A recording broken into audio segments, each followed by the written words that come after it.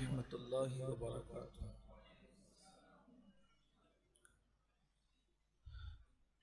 अल्हम्दुलिल्लाहि रब्बिल आलमीन वल आक़िबतु लिल मुत्तक़ीन वस्सलातु वस्सलामु अला सय्यिदिल अंबियाइ वल मुरसलीन व अला आलिहि व अस्हाबिहि तय्यबीन अत्ताहिरीन अम्मा बअद फ़अऊज़ु बिल्लाहि मिनश शैतानिर रजीम बिस्मिल्लाहिर रहमानिर रहीम वश्कुरूली वला तकफुरून सदक़ल्लाहुल अज़ीम। गौसे आज़म बमनी बेसरू सामा मददे क़िबले मददे काबे ईमा मददे इंतज़ारे करमे तुस्त मने ऐनी राए खुदा जुओ खुदा बीनो खुदा दा मददे बगिरदा बेबला उफ्ताद कश्ती ज़ईफ़ानो शकिस्ता रात कुश्ती बहक के ख्वाजे उस्मान हारून मदद कुन या मोइनुद्दीन चिश्ती मदद कुन या मोइनुद्दीन चिश्ती मदद कुन या मोइनुद्दीन चिश्ती। अस्सलातु वस्सलामु अलैका या रसूल अल्लाह अस्सलातु वस्सलामु अलैका या नबी अल्लाह अस्सलातु वस्सलामु अलैका या हबीब अल्लाह व अला आलिका व अस्हाबिका या नूर अल्लाह सल्लल्लाहु तआला अलैहि वसल्लम। वही रब है जिसने तुझको हमतन करम बनाया, वही रब है जिसने तुझको हमतन करम बनाया।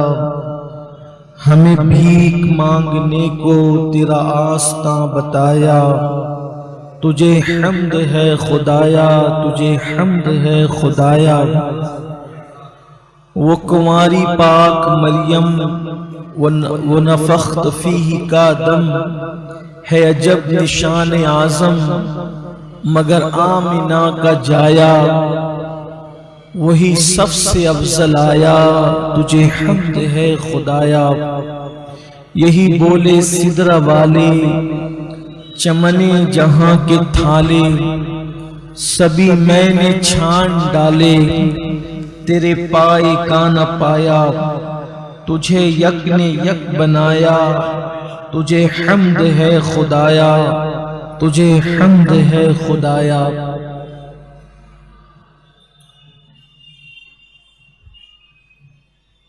अरे ऐ खुदा के बंदो कोई मेरे दिल को ढूंढो, मेरे पास था अभी तो अभी क्या हुआ खुदाया। न कोई गया न आया, तुझे हम्द है खुदाया, तुझे हम्द है खुदाया। हमें ऐ रज़ा तेरे दिल का पता चला बमुश्किल, दरे रोज़ा के मुकाबिल वो हमें नजर तो आया। ये न पूछ कैसा पाया, तुझे हम्द है खुदाया, तुझे हम्द है खुदाया। आज की ये महफिल हमारे हफ्तावारी इज्तिमा की महफिल है और इसमें गुज़िश्ता से पेवस्ता हफ्ते ये ऐलान किया गया था जिस हफ्ते मुसीबतों की हिकमतों पर बयान हुआ था कि आइंदा हफ्ते शुक्र के फजाइल पर और उस पर गुफ्तगू होगी, लेकिन उस हफ्ते ऐन 15 शव्वालुल मुकर्रम होने की वजह से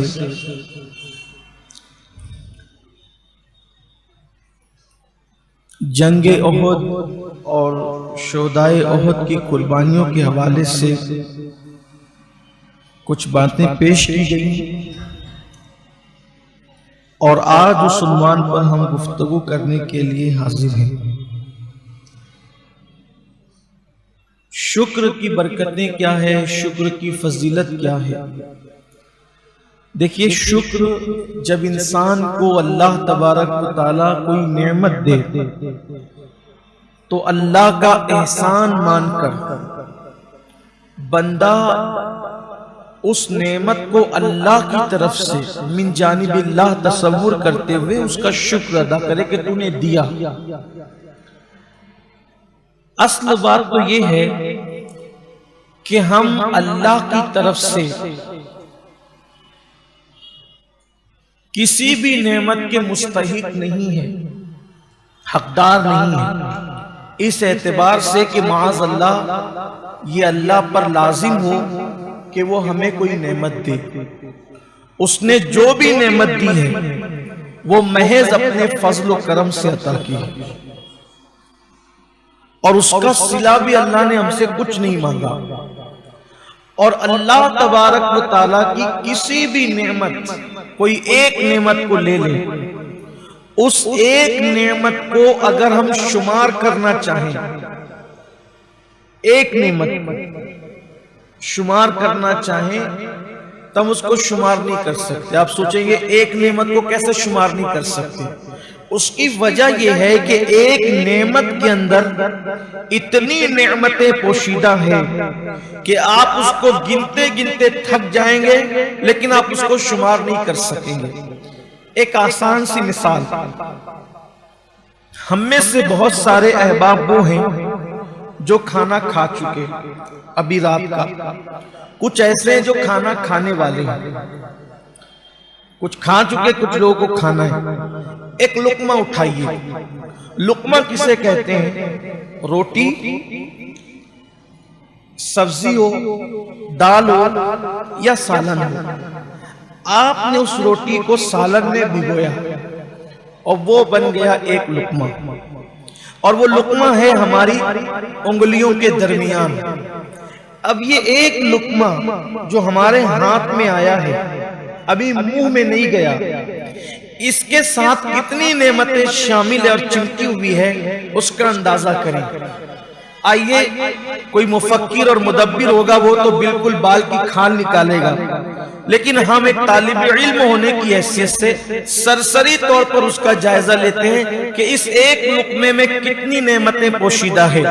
नंबर एक, ये जो लुकमा बना है ये गेहूं से बना है। गेहूं बनने से पहले किन मराहिल से गुजरा है और उसको गुजारा किसने है? लुकमा बनने से पहले ये लुकमा रोटी था, रोटी को किसी के हाथ में बेल कर पकाया, वो हाथ किसने दिए? अब शुमार करते जाइए। वइन ताउद्दू निअमतल्लाहि ला तुहसूहा, जो कुरान ने फरमाया ना कि अगर तुम अल्लाह की किसी नेमत को शुमार करना चाहो तो तुम उसको शुमार नहीं कर सकते। तो कैसे नहीं कर सकते, जरा उसका अंदाजा करें। ये लुकमा हमारे हाथ में रोटी की शक्ल में आने से पहले, जब ये लुकमा नहीं था, सिर्फ रोटी था, किसी टोकरी में, किसी चंगेरी में पड़ा हुआ था, किसी बर्तन में रखा हुआ था, उसको बनाया किसी हाथ ने, वो हाथ अल्लाह के दिए से। दूसरी बात, रोटी बनने से पहले वो खमीर था, आटे और पानी से दोनों के वजूद से नमक भी शामिल कर ले उसमें, तो ये तीन चीजों का मिल करके खमीर बना जिसे रोटी का आटा कहते हैं। पानी बरसाया किसने? अब बोलते जाएं, अल्लाह ने। उसके बाद नमक पैदा किसने किया? अल्लाह ने। उसके बाद अब इस आटे की तरफ जाएं। ये आटा बनने से पहले ये गेहूं था। ये गेहूं कैसे आया? ये गेहूं कभी बीज था, उस बीज को फिर किसी हाथ ने जमीन में डाला, सर का पसीना पैर से आया। उस वजूद किसान को किसने बनाया?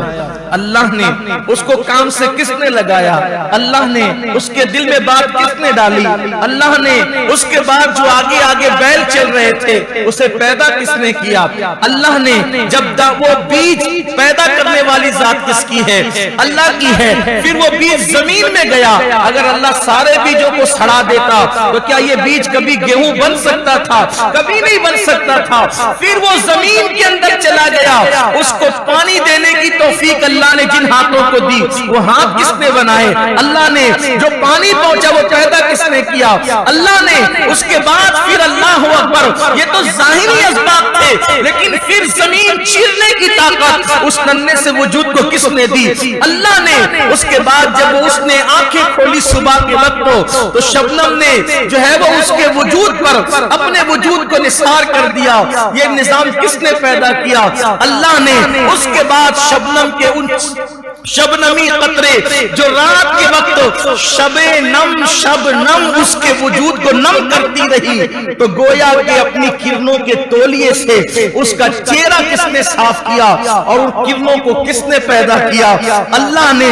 उसके बाद चांद की दूध या रोशनी उसको झूला झुलाती रही, ये वजूद किसने अता किया चांद को, मेरे अल्लाह ने। उसके बाद जब वो अपने सर को उठा करके जवानी की दहलीज पर पहुंचा तो उसके अंदर जो है वो सुम्बुले किसने पैदा की, अल्लाह ने।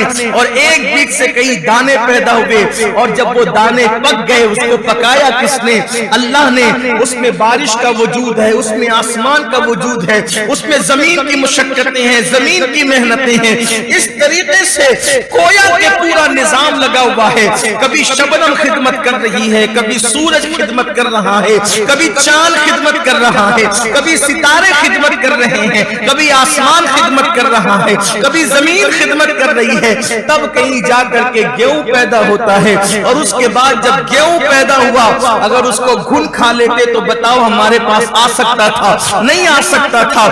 उसको घुन से बचाया किसने, अल्लाह ने। उसके बाद मार्केट में लाने वाले हाथ अल्लाह ने पैदा किए। उसके बाद मार्केट में लाया गया तो जेब में खरीदने के लिए पैसे दिए किसने, अल्लाह ने। और उसके बाद जब खरीद करके लाए तो अल्लाह अकबर, फिर उसको पिसाया गया और उसके बाद गोया के एक लुकमा हमारे हाथ में बनकर आया और कितनी नेमतें उसके पीछे पोशीदा हैं। इसीलिए बंदा अब लुकमा लेकर के बैठा है। अगर मेरा अल्लाह उस हाथ को ही जो है वो नाकाम कर दे तो क्या वो हाथ मुंह तक के पहुंच सकता है, नहीं पहुंच सकता। चले पहुंच गया, चबाने की ताकत छीन ले तो क्या वो पेट तक पहुंच सकता है, नहीं पहुंच सकता।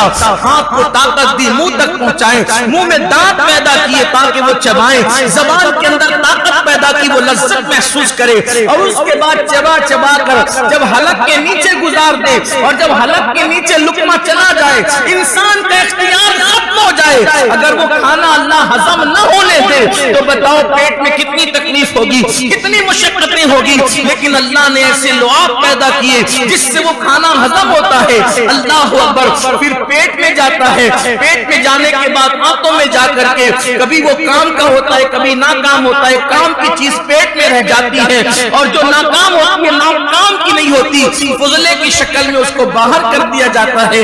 बोलिए ये एक लुकमा है, लेकिन अल्लाह का निजाम कुदरत कैसे काम कर रहा है। कभी हमने गौर किया अल्लाह की नेमतें ये है। ये तो एक लुकमे की बात हुई, एक लुकमे की बात हुई।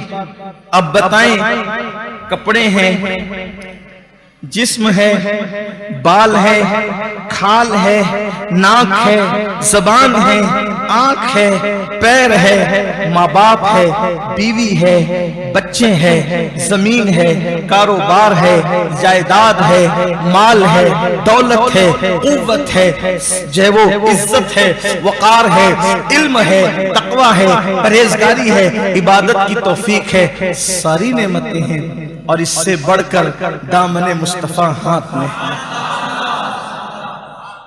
फबिअय्यि आलाइ रब्बिकुमा तुकज़्ज़िबान, ऐ जिन्न व इंस, तुम अल्लाह की किस किस नेमत को झुटलाओगे, किस किस नेमत का इनकार करोगे। जब अल्लाह के रसूल अलैहिस्सलाम सूरह रहमान की तिलावत कर रहे थे और सहाबा खामोशी से सुन रहे थे, जब हुजूर अलैहिस्सलाम ने तिलावत मुकम्मल की, आका ने फरमाया, कैसे हो तुम लोग, तुमसे बेहतर तो जिन थे इस मामले में कि जब मैंने उनके सामने सूरह रहमान की तिलावत की तो जब जब मैं पहुंचता फबिअय्यि आलाइ रब्बिकुमा तुकज़्ज़िबान पर, और मैं जब ये कहता कि अल्लाह का फरमान है, अल्लाह की किस किस नेमत को झुटलाओगे, तो वो लोग जवाब देते, ए अल्लाह, हम तेरी किसी नेमत को नहीं झुटलाते और हम तेरी हर नेमत पर तेरा शुक्र अदा करते हैं, तेरी हम्द करते हैं। मेरे आका सल्लल्लाहु अलैहि वसल्लम के प्यारे दीवानों, अल्लाह फरमाता है वशकुरूली वला तकफुरून, मेरा एहसान मानो, मेरा शुक्र अदा करो और नाशुक्री मत करो। इसलिए कि ये तकफुरून जो है, हालांकि इसका लुग़वी माना होगा कि शुक्र करो और कुफ्र न करो। यहाँ पर हमारे मुफस्सिरीन ने इसको ये बताया, चूंकि शुक्र के मुकाबले में कुफ्र आया है, तो यहाँ कुफ्र जो है वो नाशुक्री के माना में आया है। यहाँ कुफ्र उस माना में नहीं आया जिसको हम उर्फ आम में किसी को काफिर कहते हैं। तो यहाँ अल्लाह फरमाता है मेरा शुक्र बजा लाओ, मेरा एहसान मानो और नाशुक्री मत करो। तो अल्लाह तबारक व तआला का शुक्र अदा किया जाए। और याद रखें, अल्लाह की नेमतों पर इंसान जितना शुक्र अदा करता है, अल्लाह उसको नेमतें उतनी ज्यादा अता करता है। अल्लाह ताला कुरान मुकद्दस में फरमाता है, अल्लाह ताला कुरान मुकद्दस में फरमाता है लइन शकरतुम लाज़ीदन्नकुम, कि अगर तुम मेरा एहसान मानोगे, मेरा शुक्र अदा करोगे, तो मैं तुम्हें नेमतें और ज्यादा अता करूंगा। यानी अगर इंसान चाहता है कि अल्लाह ने उसको इज्जत दी, मजीद उसको इज्जत मिले, तो वो उस पर शुक्र अदा करे। अल्लाह ने उसको दौलत दी, वो मजीद उसको दौलत मिले, वो शुक्र अदा करे। अल्लाह ने उसको ईमान दिया, ईमान को और मजबूती मिले, वो शुक्र अदा करे। अल्लाह ने उसको इस्लाम की दौलत दी, अगर वो चाहता है कि ये नेमत जाए ना हो, उसको चाहिए कि वो अल्लाह का शुक्र अदा करे। अल्लाह का शुक्र अदा करना अल्लाह को बहुत पसंद है, क्योंकि हदीस पाक में आया है सब्र निस्फ ईमान है, शुक्र निस्फ ईमान है और यकीन पूरा पूरा ईमान है, मुकम्मल ईमान है। हदीस पाक में आया है नेमतें भागने के मामले में, जाने के मामले में, शरीर ऊंट से भी ज्यादा तेज रफ्तार है। यानी एक ऊंट जो शरीर होता है, चूंकि हमारे यहां पर ऊंट आमतौर पे पाए नहीं जाते, लेकिन अरब में ऊंट की कसरत थी, ऊंटों की। आपको ऊंट के शरीर होने का अंदाजा इस बात से लगाना चाहिए कि हम कुर्बानी के मौके पे जो जानवर खरीद के लाते हैं, तो अगर कोई शरीर जानवर हम ले आते हैं तो पूरे मोहल्ले को वो कैसे सर पे उठा लेता है। तो ये जो बैल और बछड़े वगैरह जो हैं, ये कभी कभी बहक कर जितने शरीर होते हैं उससे कहीं ज्यादा अगर कोई ऊंट शरीर हो जाए तो वो रस्सी तोड़ के भाग जाता है, लोगों के सरों पे हमला करता है, बड़ा नुकसान पहुंचाता है वो। तो आकाए करीम सल्लल्लाहु अलैहि वसल्लम के फरमान का मफहूम है कि नेमतें भागने के और जाने के मामले में शरीर ऊंट से ज्यादा तेज रफ्तार है। शरीर ऊंट रस्सी तोड़ के भागा, कितने भी लोग उसके पीछे दौड़े, जल्दी से वो हाथ में नहीं आ सकता। तो ऐसे ही बिला तमसील अल्लाह ने जो तुम्हें नेमतें दी है, तो वो नेमतें भी तुम्हारे पास से ऐसी भागती है, बल्कि उससे तेज। शरीर ऊंट जितना तेज भागता है आपके पास से रस्सी तोड़कर, नेमतें उतनी तेज, उससे ज्यादा तेज भागती है। तो सहाबे किराम ने अर्ज किया, या रसूल अल्लाह सल्लल्लाहु अलैहि वसल्लम, तो शरीर ऊंट को पकड़ने के लिए रस्सियां होती है, तो नेमतों को किन रस्सी से बांधा जाए कि वो भागे ना। उसकी शरह के साथ बयान कर रहा हूं कि वो तो भागे, उसको भागने से अगर बचाना है शरीर ऊंट को, तो उसके लिए अच्छी रस्सी से मजबूती से बांध दो, फिर वो भाग नहीं पाएगा। तो नेमतों के लिए भी तो कोई रस्सी होगी कि अगर हम उन नेमतों को उस रस्सी से बांध दें तो फिर वो नेमत जाएगी नहीं, भागेगी नहीं, उसको जवाल नहीं आएगा। इसलिए कि आपने देखा होगा कोई बहुत इज्जतदार होता है कि उसके बगैर लोगों के काम नहीं चलते, लोगों के मामलात नहीं हल होते, और एक वक्त आता है कि कोई उसको पूछने वाला नहीं रहता, उसकी इज्जत को जवाल आ जाता है। कोई बहुत मालदार होता है किसी दौर में, एक वक्त आता है कि वो भीख मांगने को मोहताज हो जाता है। अपने इसी शहर के अंदर मालेगांव में पहले जिनकी बड़ी बड़ी साइजिंगें चलती थी, जिनके बड़े बड़े जो है वो बंगले थे, जिनके बड़े बड़े कारखाने थे, आज उनके बच्चे पोते लोगों के यहाँ मजदूरी करने जा रहे हैं। बोलो ये जवाल नेमत, यानी नेमत छीनी कि नहीं छीनी? बहुत सारे लोग हैं जिनके बाप दादा बड़े बड़े दौलतमंद थे, आज उनकी औलाद के पास कुछ नहीं है, उनको किराए के मकान में रहते हैं, नेमत छीन गई उनसे। दौलत वाले थे, दौलत नहीं है, इज्जत वाले थे, इज्जत नहीं है। कभी कभी उनके घरों के अंदर कई कई बच्चे थे, आज उनके घर वीरान पड़े हुए हैं। यानी कि नेमत अल्लाह ने जो दी थी वो आज छीन गई। तो सहाबे किराम को जब ये बात बताई गई कि नेमतें शरीर ऊंट से ज्यादा तेज रफ्तार है भागने के और निकलने के मामले में, तो पूछा गया कि शरीर ऊंट को रस्सी से बांध दो तो वो रुक जाता है, वो भाग नहीं पाता। तो नेमतों के लिए भी तो कोई रस्सी होगी कि उसको बांध देंगे तो फिर नेमतें जाएगी नहीं। फरमाया हाँ, नेमतों की रस्सी शुक्र है, शुक्र। अगर कोई अपनी नेमतों को शुक्र की रस्सी से बांध दे, यानी अल्लाह की बारगाह में शुक्र अदा करने लगे, फिर उसकी नेमत को कभी जवाल नहीं आ सकता, बल्कि जो जितना शुक्र अदा करेगा अल्लाह उसको उतनी नेमतें मजीद अता करेगा। उसका वादा है लइन शकरतुम लाज़ीदन्नकुम, मेरा शुक्र करोगे मैं मजीद तुम्हें अता करूंगा। इसीलिए सुन्नत यह है जब भी अल्लाह तुम्हें कोई नेमत अता करे तो तुम उसकी बारगाह में सजदा शुक्र करो।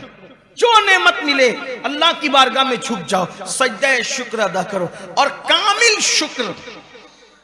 शुक्र अल्लाह की बारगाह में यह है कि अल्हम्दुलिल्लाह कहो जबान से, और दिल में यह तसव्वुर रखो कि यह एहसान मेरे अल्लाह की तरफ से है, उसका इनाम है। और अमली तौर पर वो जो नेमत है उसका मिसयूज मत करो। जैसे माल मिला, अल्हम्दुलिल्लाह, जबान का शुक्र, दिल से ये कि ये मेरा नहीं है, मेरी कमाई का, मेरी मेहनत का नतीजा नहीं है, बल्कि ये मेरे अल्लाह की अता है, दिल में ये ख्याल हो। और तीसरा, अब उस दौलत से हराम काम ना करो, इसलिए कि अल्लाह की नेमत से गुनाह करोगे, ये भी नाशुक्री है, अल्लाह ताला छीन लेगा नेमत को। जैसे अल्लाह किसी को दौलत दे तो वो जिना के अड्डों पे चला जाए, अल्लाह किसी को दौलत दे शराब के अड्डों पे चला जाए, अल्लाह किसी को दौलत दे सिनेमा हालों में चला जाए, अल्लाह किसी को दौलत दे अपने कामों, अपने माल को हराम काम में खर्च करे, ये नाशुक्री है। सिर्फ अल्हम्दुलिल्लाह कहने से काम नहीं चलेगा, जबान अल्हम्दुलिल्लाह रब्बिल आलमीन भी कहे, दिल में भी ये हो कि मेरे अल्लाह ने नेमत दी है, और अमल से भी जो है उसका मिसयूज ना हो। अल्लाह ने इज्जत दी, जबान पे अल्हम्दुलिल्लाह, दिल में ये कि मेरा नहीं उसकी अता है, मैं तो इज्जत के काबिल नहीं था, उसने अता किया। लेकिन फिर अमल से ये हो, अकड़े नहीं, मैं बहुत इज्जतदार हूं तो लोग मेरे आगे हाथ बांध के खड़े रहे, मेरे आगे सर झुका के खड़े रहे, जब तक मैं ना बैठूं कोई ना बैठे, ये सब चीजें नहीं होनी चाहिए। अमल से भी आजिजी, तवाज़ो, इनकिसारी हो, यानी जबान, दिल और अमल जब तक के तीनों सीधे सीधे न चले उस वक्त तक के शुक्र का मफहूम मुकम्मल नहीं होता। सिर्फ जबान से अल्हम्दुलिल्लाह कहने से काम नहीं चलता। और अगर किसी के दिल में भी है कि नेमत अल्लाह ने दी है, अमल भी नाफरमानी नहीं कर रहा है, गुनाह नहीं कर रहा है, और जबान अल्हम्दुलिल्लाह कह रही है, तो उसने पूरा पूरा शुक्र अदा किया। और जो अल्लाह की नेमतों पे शुक्र अदा करता है, अल्लाह ताला उससे नेमत को कभी जाय नहीं फरमाता। इसी तरह जब अल्लाह नेमत दे तो नेमत की इज्जत करो, खुद भी उसका एहतराम करो, उसकी कद्र करो। एक मर्तबा अल्लाह के रसूल सल्लल्लाहु अलैहि वसल्लम अपने काशाने अक़दस में तशरीफ लाए।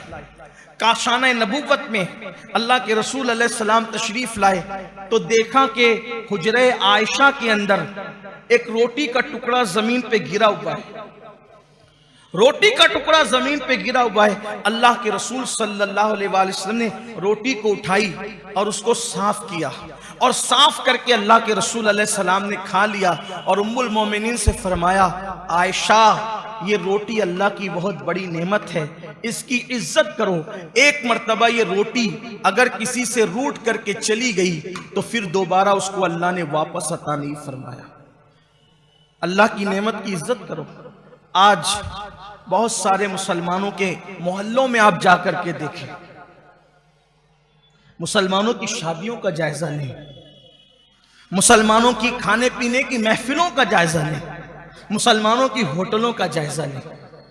कहां तो कासिमे नेमत, कहां तो मालिके जन्नत, कहां तो रज़्ज़ाक़ मुतलक के महबूब अकबर, वो रज़्ज़ाक़ मुतलक जो खालिक व मालिक है, वाहदहू ला शरीक है, उसके महबूब अकबर सबसे बड़े महबूब रोटी का टुकड़ा जमीन पे देखकर अपनी प्यारी ज़ौजा से कहते हैं कि इसकी, ये अल्लाह की बड़ी नेमत है, इसकी इज्जत करो। एक बार जो इसकी, जब इसकी नाकदरी की जाती है, किसी से छीन ली गई, दोबारा नहीं दी गई। मुसलमानों के आंगन में तो कचरे की कुंडी पर आप खाना पड़ा हुआ देखेंगे, रोटियां पड़ी हुई देखेंगे। शर्म आती मुसलमानों के मोहल्ले में। और शादी के मौके पर तो गजब है, लोग ऐसे बैठते हैं खाने के लिए कि उनको लगना है 4 लुक़मे तो वो लेते हैं 10 लुक़मे, और शादी ही में आए हैं और उसके बाद छोड़ देते हैं। एक दाना, सिर्फ एक दाना अगर तुमने ज़ाय किया होगा चावल का, एक दाना तुमने ज़ाय किया होगा अनाज का, हो सकता है वही एक दाना तुम्हारी पूरी रोजी रोटी के छीनने का सबब बन जाए। खवातीन को इस पे तलकीन करें, बच्चों को तलकीन करें, अल्लाह की नेमत है, नाशुक्री मत करो, ऐसे खाना मत फेंको। होटलों में भी लोग खाने का ऑर्डर देते हैं, 4 लोग हैं तो 6 लोग के हिसाब से ऑर्डर देंगे और उसके बाद उसको छोड़ देंगे। 4 लुक़मे इधर से उठाए, बल्कि अब तो छोड़ देना फैशन है। पूरी प्लेट साफ करना, पूरा खाना खत्म करना, ये बैकवर्ड लोगों की पहचान बन गया है, रजील जलील लोगों की पहचान। प्लेट को साफ करना, गिरा हुआ लुकमा उठाकर खाना, ये जाहिल और अनपढ़ों की पहचान बन गया है। इन्ना लिल्लाहि व इन्ना इलैहि राजिऊन। और आज पानी पिएंगे तो बचाएंगे, चाय पिएंगे तो बचाएंगे, दूध पिएंगे तो बचाएंगे, कुछ खाएंगे तो बचाएंगे, कुछ छोड़ देना फैशन है। अगर नहीं छोड़ेंगे तो लोग भी कहते हैं कि यार कैसा, कौन आया था वो पूरा खा गया, पूरा पी गया। आपसे कहता हूं, मखलूक के पास इज्जत कमाने के लिए खालिक को नाराज मत करो। एक मर्तबा एक सहाबी खाना खा रहे थे और वो कोई मामूली सहाबी नहीं,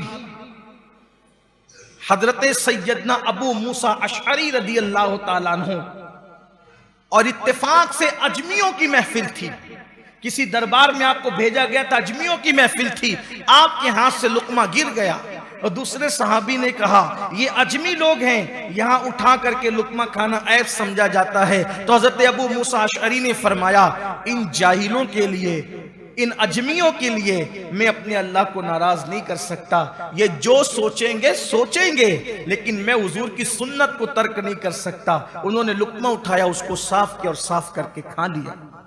बचाना उस वक्त सही है, आप किसी को बचा के दे दे, कोई और खाने वाला हो बेहतर है, कोई और पीने वाला हो बेहतर है, किसी और के काम आने वाला हो बेहतर है। लेकिन अगर आपको ये अंदेशा होता है कि अगर मैंने बचा दिया तो ये फेंक दिया जाएगा, जाय कर दिया जाएगा, उस वक्त आप पे लाजिम है कि आप कोशिश करें, अगर उससे आपके पेट का या आपकी जान का नुकसान नहीं है तो ऐसी सूरत में आप उसको न छोड़े, वरना वो जाय हो जाएगा। और याद रखिए, कभी कभी एक ही चावल के दाने में, एक ही छोटे से दाने में सारे के सारे अनाज की बरकत होती है। इस सिलसिले में हालांकि मेरा उन्वान ये नहीं, लेकिन बात याद आई है, नेमत की कद्र, नेमत की इज्जत। अल्लाह अकबर। हजरत सैयदना बाबा कुतुबुद्दीन बख्तियार काकी रहमतुल्लाहि ताला अलैह के पास एक अनार ला करके दिया गया। हुजूर ये अनार है, आपके हाथ में वो खूबसूरत अनार था। अनार जैसे ही आपने हाथ में लिया, हर खलीफा और मुरीद की ख्वाहिश थी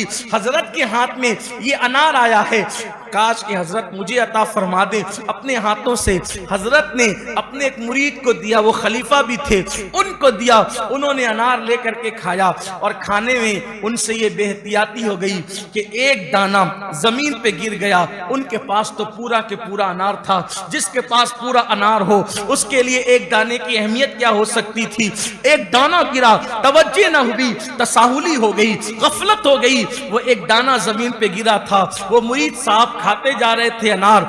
दूसरे मुरीद और खलीफा जो उसी महफिल में मौजूद थे, उन्होंने देखा अनार का एक दाना गिरा, ये उठाते नहीं है। सोचा अल्लाह का रिस्क है और अल्लाह की नेमत का एहतराम हम पर लाजिम है। अगर इनसे गिर गया तसाहुली के अंदर तो मैं इसको जाय नहीं होने दे सकता। उन्होंने उठाया, उठा के मुंह में डाला। जैसे ही वो अनार का एक दाना पेट में गया, अल्लाह तबारक व तआला ने उस एक दाने की बरकत से उनके दिल को नूर से रोशन और मुनव्वर फरमा दिया। और अल्लाह ने उस दाने की बरकत से हिजाबात उठा दिए। वो दाना गिरे हुए को उठाने वाले का नाम क्या था? उसी को दुनिया बाबा फरीदुद्दीन गंज शकर के नाम से जानती है। अल्लाह की नेमतों की नाकदरी न करो वरना नेमतें छीन जाएगी।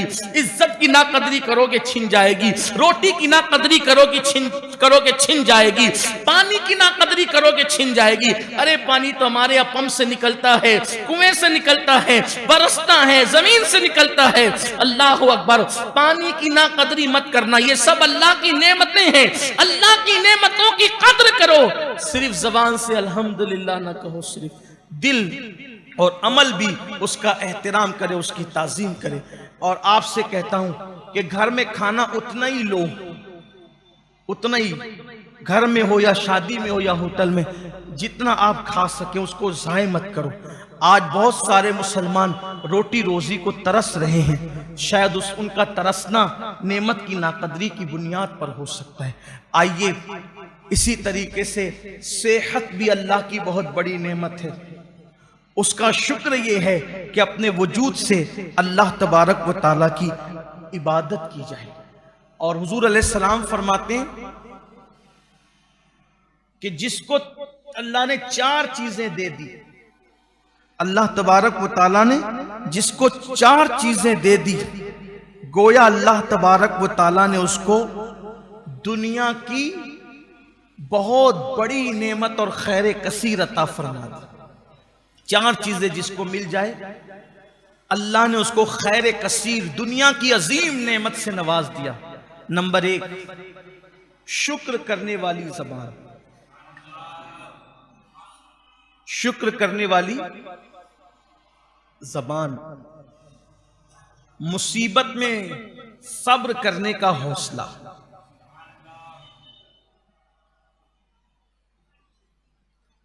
जबान से शुक्र हो और मुसीबत में सब्र करने का हौसला हो। मौजूद रहे तो खुश कर दे, गैर मौजूद रहो तो आपकी इज्जत और बिस्तर की हिफाजत करने वाली बीवी।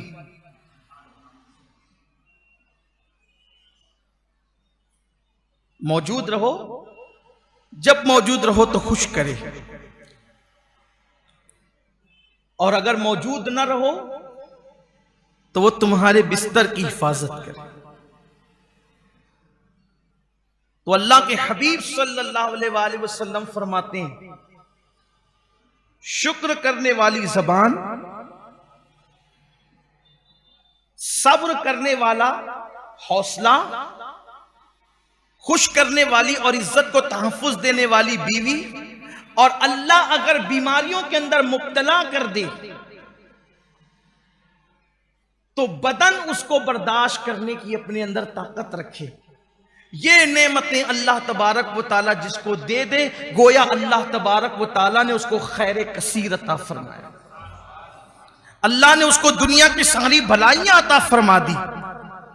अब आप देखें, अगर हमें नेमत मिलती है तो नेमत मिलने के बाद हमारा हाल ये होता है कि अल्लाह अकबर,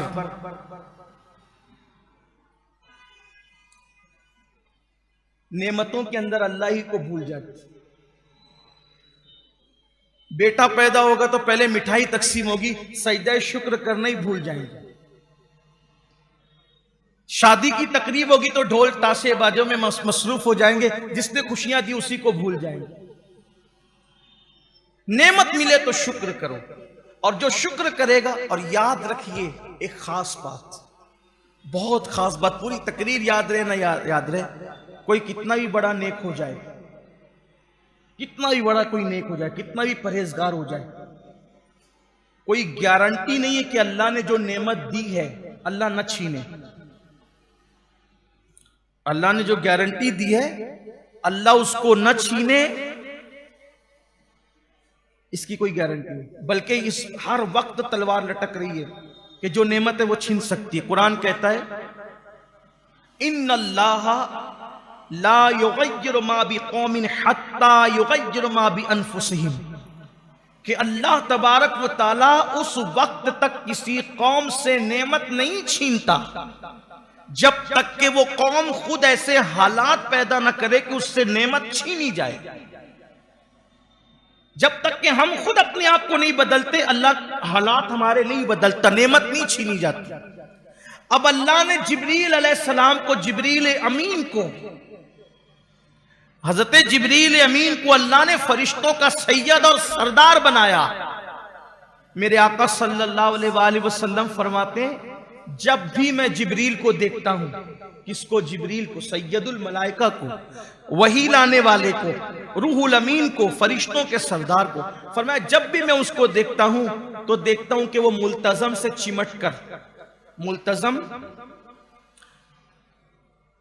हजर अस्वद और काबे के दरवाजे के बीच में एक मकाम है, एक जगह है जिसको मुल्तजम कहते हैं, चिमटने की जगह, और वहां दुआ कबूल होती है।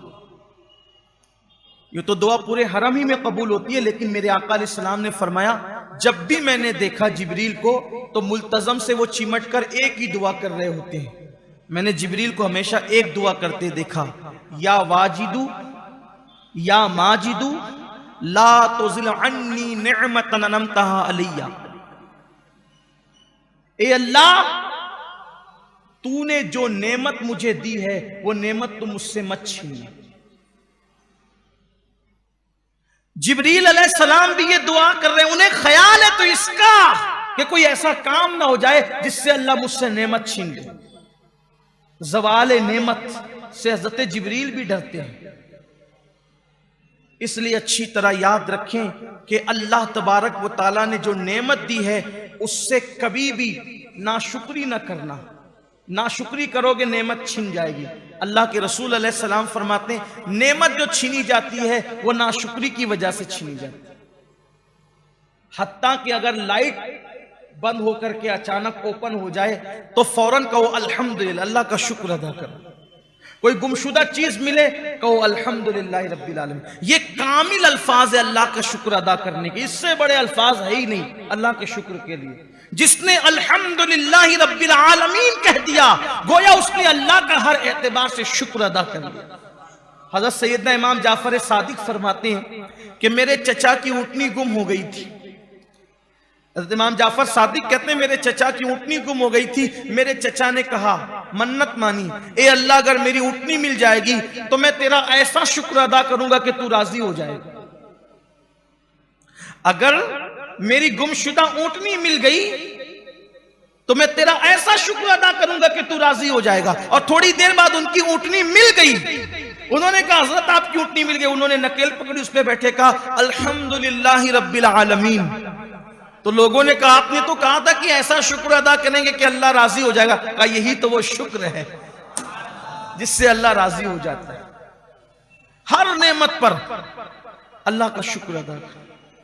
कुछ लोग ऐसे हैं कि जिन्हें शुक्र की तौफीक नहीं, जिन्हें शुक्र की तौफीक नहीं, लिख कर ले जाएं, एक न एक दिन वो कंगाल हो जाए। इज्जतदार है तो जलील होगा, मालदार है तो फकीर होगा, घर वाला है तो बेघर होगा, औलाद वाला है तो लावलद होगा। देख लीजिएगा, शुक्र का जज्बा अगर नहीं है, कुछ लोगों से पूछो क्या हाल है, अरे मौलाना मत पूछो। आप कहेंगे सही तो बात है यार, आदमी परेशान है तो नहीं बोलेगा तो क्या बोलेगा। मैंने कहा क्या क्या परेशान। एक बुजुर्ग के पास एक शख्स आया, कहा कैसे हो, कहा हज़रत कुछ नहीं, ये कंगाल हो गया हूं। अब जरा तवज्जो करें, क्या कहा उसने? कुछ नहीं है, कंगाल हो गया हूं। तो मैं अच्छा कंगाल हो गया हूं? कहा एक काम करो, ये जो आपके पास आंख है, 1 लाख रुपया ले लो, ये आंख दे दो। उसने कहा नहीं। कहा 2 लाख ले लो, एक हाथ दे दो। इतने लाख ले लो, पैर दे दो। इतने लाख ले लो, ये दे दो। उसने कहा नहीं। कहा हैरत की बात है, करोड़ों रुपयों के मालिक होकर कहते हो कंगाल हो गया हूं। आप मुझे बताएं, आप मुझे बताएं तो सिर्फ रोजी रोटी का नहीं होना ये कंगाल होने की दलील नहीं है। ये जो हम एक सांस लेते हैं और फिर छोड़ते हैं, कभी सोचा अगर अल्लाह तबारक व तआला इस पर कोई फीस मुकर्रर कर देता, क्या क्या हाल होता? उसने तो फ्री में दिया ना, मुफ्त में दिया, कुछ लिया ही नहीं। अभी ऑक्सीजन का सब मामला चल रहा है। डॉक्टर 4 दिन ऑक्सीजन देता है। ये ऑक्सीजन क्या है? ये सांस ही तो हम जो लेते हैं वही तो है, और क्या है? ऑक्सीजन ली जाती है, हाइड्रोजन छोड़ी जाती है। यही तो हमें पढ़ाया गया बचपन से। ऐसे ही है ना जो बच्चे पढ़ते हैं, यही सही है कि नहीं? यही है ना, ऑक्सीजन लेते हैं और क्या छोड़ते हैं जी? हाँ, कार्बन डाइऑक्साइड छोड़ते हैं। जी हाँ जी, सही कहा आपने। थोड़ा थोड़ा कभी मैंने भी आपका इम्तिहान लेना है, ऐसे थोड़ी चलता है। मुझे भी पता चलना चाहिए, और जो इतने ढेर सारे सुने उनको ही मालूम होना चाहिए। यार जाहिल थोड़ी बैठते हैं। कुछ लोग ऐसे होते हैं, नहीं जी ये सुन्नियों के यहाँ सब जाहिल आते हैं। जरा देखो हमारे बच्चे कैसे जवाब देते हैं। हाँ। तो हम क्या लेते हैं? बोले भाई कुछ और लेते हैं। क्या लेते हैं? फास्फोरस लेते, फिर ऑक्सीजन छोड़ते क्या है? हाइड्रोजन। क्या छोड़ते हैं? अच्छा, दरख्त इसका उलट करते हैं। अगर दरख्त भी ऐसा करने लगे तो क्या हो जाएगा? हबस होने लगेगी लोगों को। इसीलिए साइंसदानों का कहना यह है कि रात के वक्त दरख्त के नीचे ना बैठा जाए। क्यों? इसलिए कि दिन को वो ऑक्सीजन छोड़ते हैं, ऑक्सीजन दिन को, और रात को वो भी ऑक्सीजन लेने लगते हैं। तो अगर हम बैठेंगे तो वो भी ऑक्सीजन ले रहे हैं, हम भी ऑक्सीजन ले रहे हैं, तो वहां पर दम घुटने का एहसास हो सकता है, हबस की कैफियत हो सकती है। इसीलिए रात के वक्त दरख्तों के नीचे बैठने से साइंसदान मना करते हैं कि उनका अमल रात को, सही कह रहा हूं?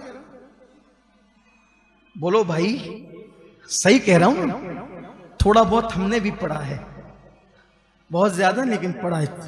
और जो पढ़ा है वो उसको, उस पढ़े हुए को भी, अब वो पढ़ा हुआ उन्हें में तकरीबन 20-25 साल का अरसा हो गया, लेकिन कुछ याद है अल्हम्दुलिल्लाह।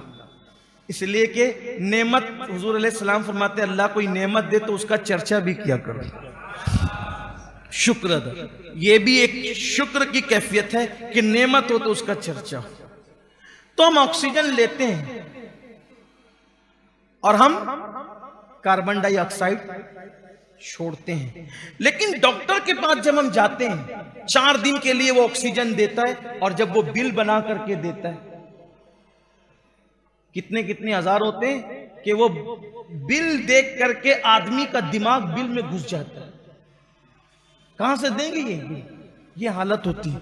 बताओ, डॉक्टर ने 4 दिन ऑक्सीजन दिया, इतना बड़ा बिल थमा दिया। मेरा अल्लाह तो पैदा होने से लेकर के मरे दम तक के ऑक्सीजन देता है। कुछ मांगा उसने? कुछ तलब किया उसने? फिर भी कहते हमारे पास कुछ नहीं है।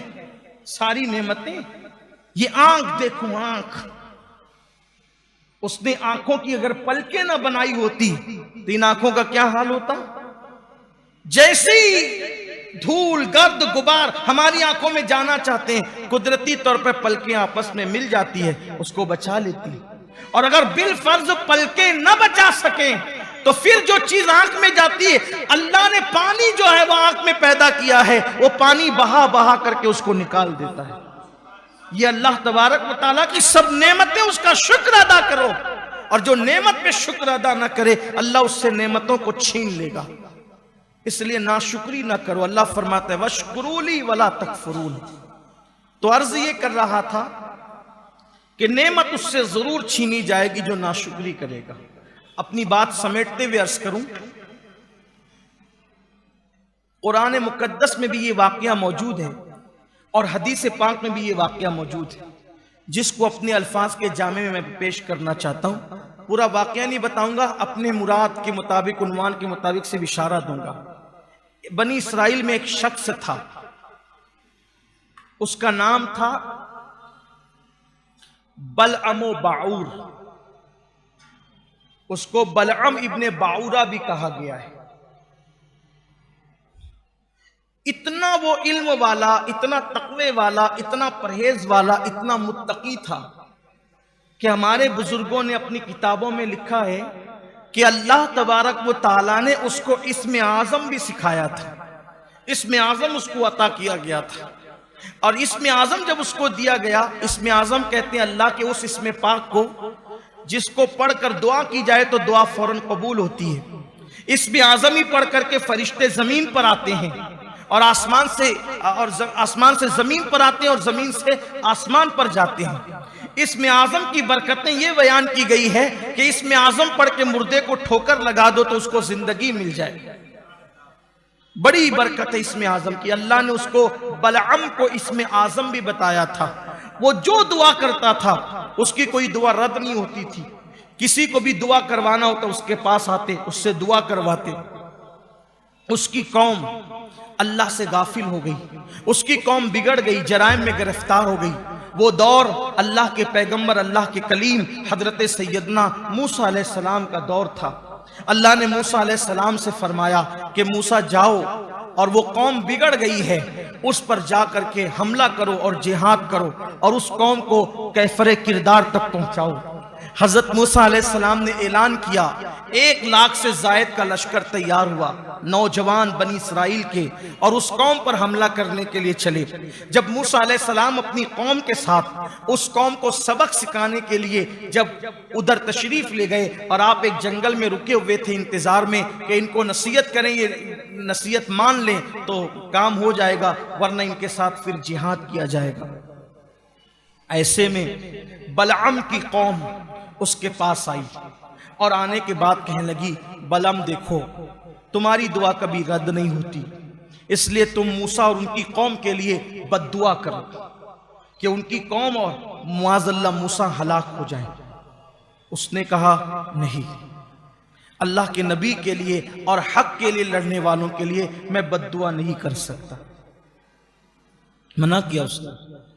उसकी कौम जानती थी कि इंसान एहसान का बंदा है, तो बलअम के आसपास उन्होंने तोहफे ताहिफ का एक ढेर जमा कर दिया और उसको इतने तोहफे ताहिफ से नवाजा कि बलअम के पास तोहफे ताहिफ का ढेर लग गया।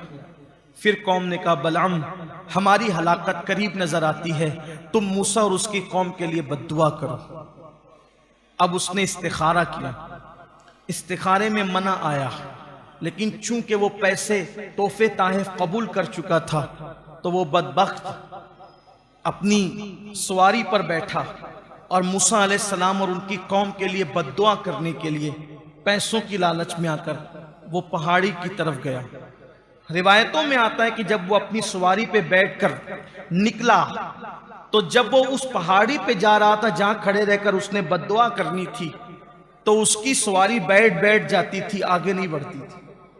और उधर जब वो दूसरा रुख करता तो उसकी सवारी चलने लगती थी। यानी सवारी भी नहीं चाहती थी कि अल्लाह के नबी और हक वालों के लिए बद्दुआ की जाए। बिल आखिर जब उसने देखा कि सवारी उसका साथ नहीं देती तो वो पैदल ही चला गया, कौम उसके साथ गई। उसने हाथ उठा दिया, हाथ उठाए और जब उसने बद्दुआ करना शुरू किया हजरत मूसा और उनकी कौम के लिए, तो जब जब वो मूसा अलैहिस्सलाम का नाम लेता, मूसा अलैहिस्सलाम की जगह उसका अपना नाम उसकी जबान पर आता। और जब मूसा अलैहिस्सलाम की कौम का नाम वो लेता तो कौम मूसा की बजाय उसकी अपनी कौम का नाम उसकी जबान पे आता। कौम कहती, क्या कर रहे हैं बलअम?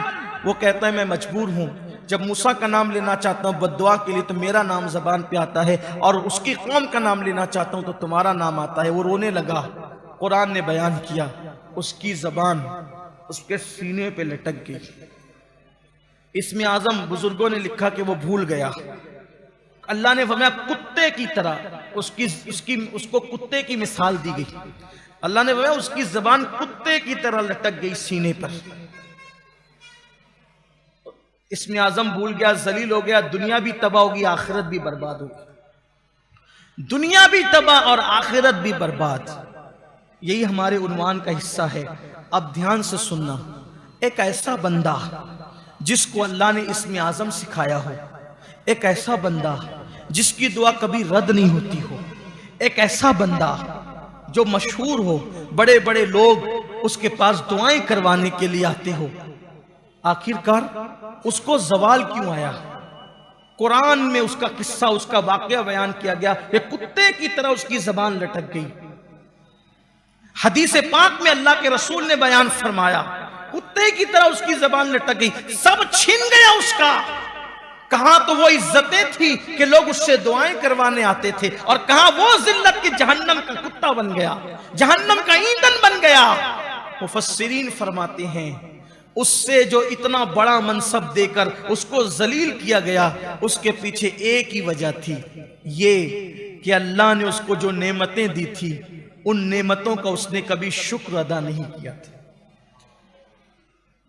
बस उसके पास शुक्र वाली जबान नहीं थी, इसलिए अल्लाह ने उससे नेमत छीन ली। आज लोगों को बोलो कैसे हो, नहीं, हालात अच्छे नहीं, कुछ अच्छा नहीं, कारोबार अच्छा नहीं। अल्लाह के बंदो कम से कम अल्हम्दुलिल्लाह तो कह दिया करो, अल्हम्दुलिल्लाह रब्बिल आलमीन तो कह दिया करो। इसलिए कि अगर हालात अच्छे ना हुए, सेहत अच्छी ना हुई, कुछ अच्छा ना हुआ, फिर भी अगर बंदा अल्लाह का शुक्र अदा करे तो शुक्र की बरकत से अल्लाह उसके हालात को बेहतर बना देता है। इसलिए अपनी आदत बनाए हर हाल में अल्लाह का शुक्र अदा करें। शुक्र की बरकतें ये है। और कभी जब बड़ी नेमत मिला करे तो फौरन सजदे शुक्र अदा किया करो। जैसे कोई खुशी की खबर आ जाए, सजदे शुक्र, जमीन पे सर रखकर सजदे शुक्र, सुबहान रब्बियल आला की सदा बुलंद करने लगा। हज्जाज बिन यूसुफ जब मरा, बड़ा जालिम बादशाह था, बादशाह नहीं था बल्कि वो हाकिम था, बहुत जालिम हाकिम था हज्जाज बिन यूसुफ। सैकड़ों सहाबा को शहीद करने वाला ये बदबख्त, सैकड़ों ताबईन को शहीद करने वाला ये बदबख्त, काबे की दीवारों पर सहाबा की लाशों को लटकाने वाला ये बदबख्त। इमाम हसन बसरी रदी अल्लाह ताला इसके दौर में रूपोश हो गए थे, छुप गए थे, इसलिए कि इसके जुल्म से इतना खौफ था कि ये हर बुजुर्ग की बेहुरमती करता था।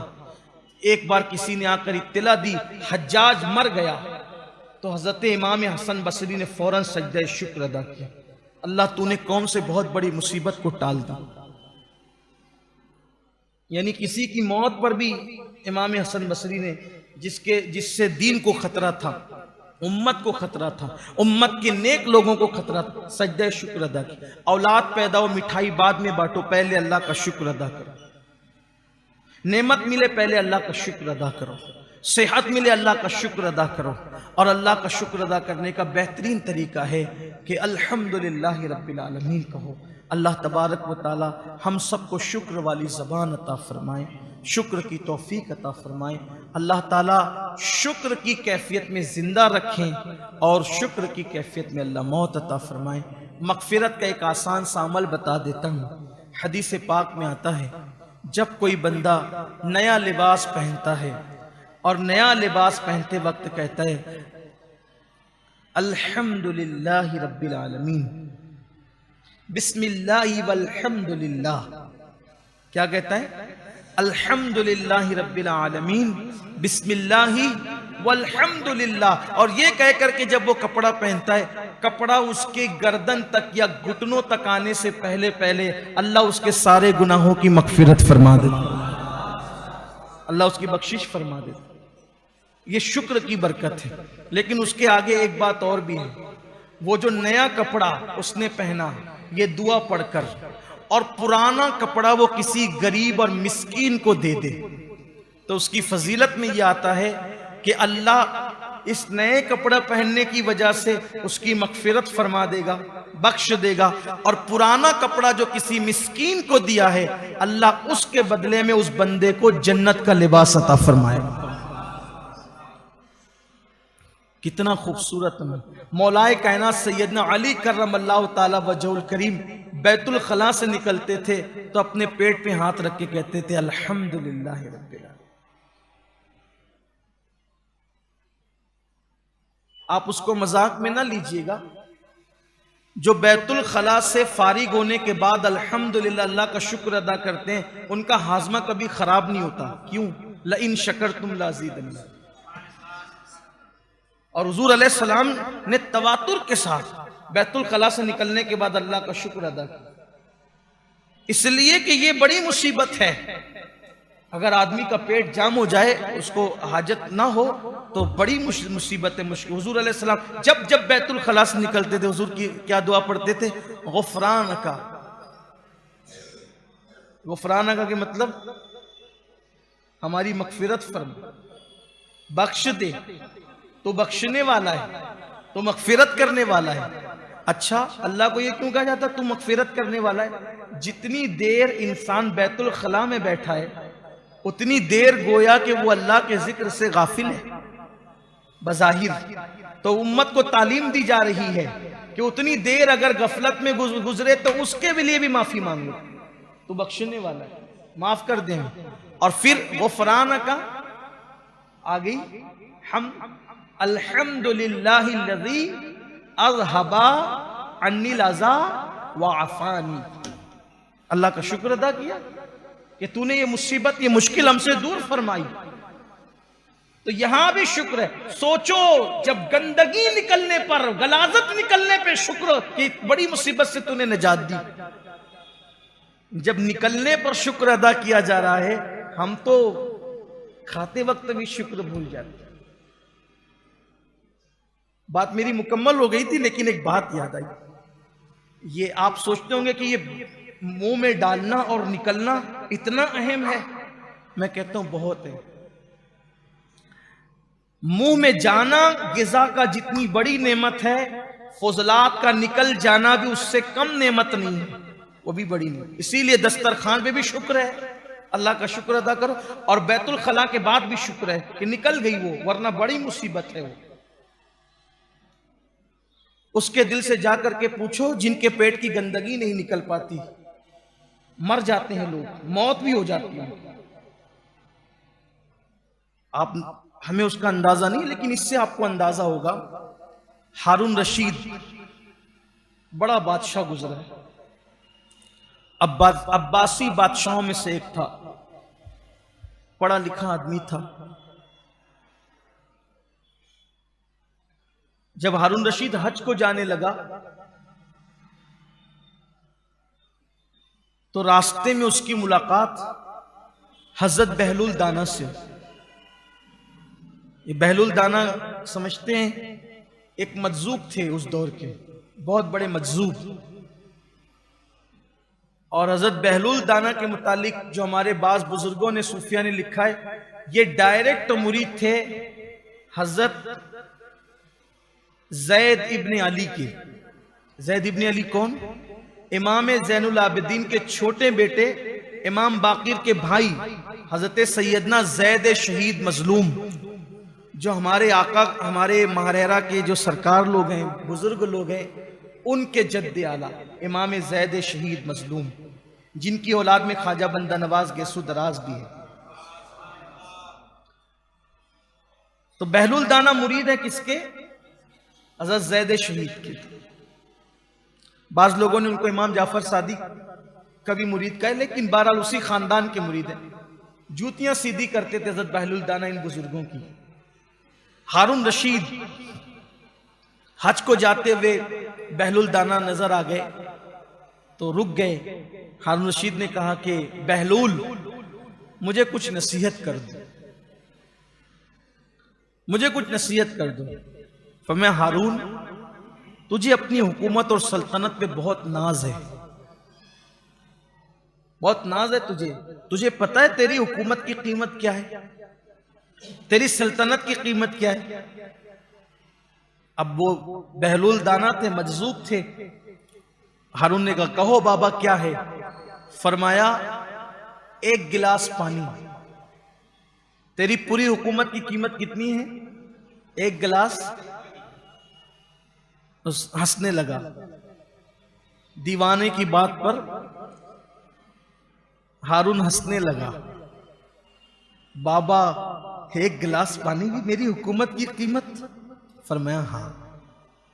आपको भी हंसी आती होगी कभी कभी दीवानों की बातों पर, कुछ भी कहते हैं ये लोग। देखिए अब बहलूल उसको समझाते हैं, हारून तुम हज के लिए जा रहे हो। ये उस दौर का हज था जिस दौर में घर से निकलते थे घोड़े खच्चरों पे पैदल, कोई पहुंच पाता था कोई पहुंच भी नहीं पाता था। आंधी आती थी तो रेत के टीलों के दरमियान ही दब करके खत्म हो जाते थे, पता भी नहीं चलता था कौन कहां है। कभी कभी पानी खाना खत्म हो जाता था, रास्ता भटक जाते थे और भूखे प्यासे मर जाते थे जंगलों में। ऐसा गए तो दोबारा वापस आने का मामले नहीं। लोग जाते थे तो साथ में कफन भी रख कर ले जाते थे, रास्ते में पता नहीं कहां मौत आए। अभी का हज नहीं कि मालेगांव वाले एयरपोर्ट पे पहुंचा के घर नहीं आते, उधर से मैसेज आता है मैं जिद्दा पहुंच गया हूं खैर से। बहुत आसान है, इसलिए हज की अहमियत भी खत्म हो गई। अब हज भी माज़अल्लाह लोगों ने सैर व तफरीह का एक हज और उम्रा को जरिया बना लिया। कोई तब्दील, हज और उम्रा तब्दीली का नाम है, लेकिन जाते हैं ऐसे और आते भी वैसे ही। अब तो ऐसा लगता है हज के फ्लाइटों के अंदर और उम्रा के फ्लाइटों के अंदर जैसे कोई बारात जा रही है। हंसी मजाक, मैंने अपनी आंखों से, मुबालगा नहीं करना, अपनी आंखों से हज को जाते हुए उम्रा से वापस आते हुए लोगों को देखा। फ्लाइट में बैठे हैं तो हिंदी फिल्में देख रहे हैं, मैंने अपनी आंखों से देखा। ये कम नसीब आंखें इस तरह के मनाजिर भी देख करके अफसोस करती है कि ये गुनाह बख्शवा के आ रहा है और अभी घर भी नहीं पहुंचा। बेचारे के हाथ चूमने के लिए, आंख चूमने के लिए इतनी आंखें मुंतजिर और हाथ मुंतजिर है कि अब्बा आएंगे दुआएं लेंगे, चचा आएंगे दुआएं लेंगे, हाजी साहब आएंगे दुआएं लेंगे। ये हाल है हाजी साहब का कि वो हिंदी फिल्में। और मुबालगा नहीं कर रहा हूं, अल्लाह के घर में कह रहा हूं कि मैंने हरम पाक, मक्के का हरम और बिल्डिंग दोनों के दरमियान सिर्फ 60 फुट का फासला था। मैंने देखा कि हिंदुस्तान के हमारे हाजी कमरों के अंदर बंद होकर के हिंदी फिल्में मक्के के अंदर देख रहे हैं। ये सूरत यार, क्या कहिएगा, किससे कहिए? ये सैर व तफरीह के सिवा और क्या रह गया है? किसी का शेर है, हाजी तो सब कहलाए हज करे कोई एक। हाजी तो सब कहलाए हज करे, किसी को क्या मिलता है ये काबे में जाके देख। हमने अपनी आंखों से लोगों को ये भी देखा हज के मौके पर, अभी हज हुआ भी नहीं है, बातें हो रही है कि पुतिया के लिए हार लेवे के ना, तो कहां कौन सी दुकान अच्छी रही है? ये यार खजूर कहां से खरीदे के? अरे अल्लाह के बंदे अभी हज तो कर, जब जाना तब करना। ये हाल है। फिर उसके बाद तवाफ की फिक्र नहीं है, 12 नंबर खंबे पर बैठे हुए हैं, बातें हो रही है तो के खजूरिया कितने मिली, मुके तो इतने मिली, 2 रियाल का फायदा होगा। ये हाल, हंसने की बात नहीं, अफसोस है इस पर। कहां हज का वो तसव्वुर, कहां हज का वो तसव्वुर और कहां ये हालात। तो बहरहाल कितना रोना है, रोते ही रहे। तो हजरत बहलूल दाना ने फरमाया, हारून तुझे अपनी हुकूमत और सल्तनत पे बड़ा नाज है ना, एक गिलास पानी से ज्यादा उसकी कीमत नहीं है। कहा वो कैसे? फरमाया देख तू हज को जा रहा है, जंगल में भटक गया, खाना पानी खत्म हो गया और प्यास से तेरा दम निकलना चाहता है, प्यास से तेरा दम निकलना चाहता है, पानी कहीं नहीं है, कोई पिलाने वाला भी नहीं है। ऐसे में कोई आगे कहे हारून एक गिलास पानी तुझे दूंगा, लेकिन कीमत उसकी आधी सल्तनत है। बोल एक गिलास पानी आधी सल्तनत देके खरीदेगा कि नहीं? कहा हजरत बिल्कुल दे दूंगा। अब तूने वो ठंडा ठंडा पानी पी लिया, पेट में पानी गया, जोर से पेशाब लगी, पेशाब हो नहीं रही, निकल नहीं रही है पेशाब, कोशिश कर कर के तू थक गया। ऐसे में कोई हकीम आया, उसने कहा हारून ऐसा नुस्खा है, अगर खिला दूंगा तो तुझे अब भी पेशाब होगी, लेकिन ये पेशाब करवाने वाला नुस्खा देने के लिए आधी सल्तनत देनी होगी, बोल तू देगा कि नहीं देगा? कहा हजरत बिल्कुल दे दूंगा। कहा आधी सल्तनत तो पानी पीने के लिए दे दिया और आधी सल्तनत निकालने के लिए दे दिया, बता तेरी सल्तनत की हैसियत क्या है? इसलिए अल्लाह के बंदो, ये पेट से गंदगी का निकल जाना भी कोई मामूली नेमत नहीं है। इसलिए जब बाहर आया करो अल्लाह का शुक्र अदा किया करो। अल्लाह ताला हम सबको शुक्र की तौफीक अता फरमाए नेमतों पर। और आखिरी ये बात तो कह दूं जो जाने गुफ्तगू की, अरे नादान, सारी नेमतें जिसके सदक़े में मिली है वो नेमत उज़्मा मुस्तफ़ा जाने रहमत है। इसलिए सबका शुक्र अदा करने से पहले ये कहा करो, मौला तेरा शुक्र है कि तूने मोहम्मद अरबी जैसा हमें नबी अता फरमाया, आमिना के लाल का दामन मुझे अता फरमाया, वल्लाह इससे बड़ी कोई नेमत नहीं है। और एक बात आपसे कह दूं, अगर आप कहोगे अल्लाह तूने मुझे पानी पिलाया, खाने का शुक्र अदा होना बाकी रह जाएगा।